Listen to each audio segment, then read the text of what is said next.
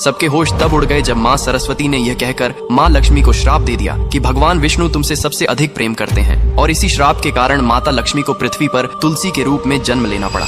कहानी उस समय की है। वैकुंठ लोक में माँ सरस्वती, लक्ष्मी और गंगा देवियाओं में बहस हो गई कि तीनों देवियों में से भगवान विष्णु सबसे ज्यादा प्यार किसको करता है। क्योंकि सरस्वती ज्ञान, विद्या और कला की देवी थीं, लक्ष्मी धन, वैभव और समृद्धि की देवी, और गंगा पवित्रता, शांति और शुद्धता की थीं। भगवान विष्णु तीनों का समान आदर और सभी से समान प्रेम रखते थे। लेकिन तीनों देवियों के मन में यह प्रश्न उठने लगा कि संसार में सबसे अधिक महत्व किसका है, ज्ञान का, धन का या पवित्रता का। यह विचार धीरे धीरे बहस में बदल गया। नारद मुनि भी वहां पहुंचे और अपने स्वभाव के अनुसार अलग अलग दृष्टिकोण रखकर बहस को और गहरा कर दिया।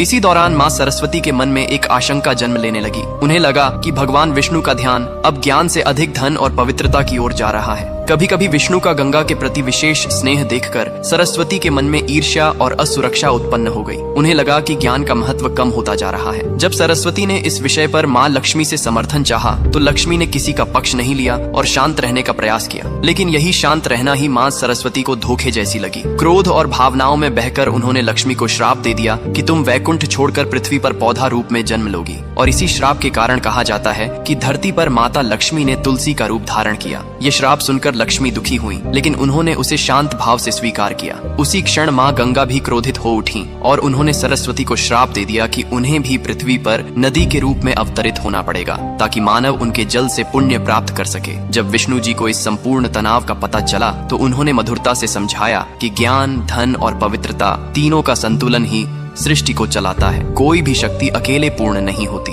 धन और ज्ञान दोनों का मूल्य है, पर ज्ञान बिना धन का सही उपयोग नहीं कर सकता और धन बिना ज्ञान उपयोगी नहीं रहता। इसीलिए दोनों का संतुलन आवश्यक है। विष्णु ने लक्ष्मी को आश्वासन दिया कि पृथ्वी पर उनका तुलसी अवतार भी अत्यंत पवित्र और पूजनीय होगा, और सरस्वती व गंगा को भी उनके दिव्य उद्देश्य का बोध कराया। अगर आप मानते हैं कि जीवन में ज्ञान, धन और पवित्रता तीनों का संतुलन ही सच्ची सफलता है तो कमेंट में लिखिए जय श्री हरि विष्णु।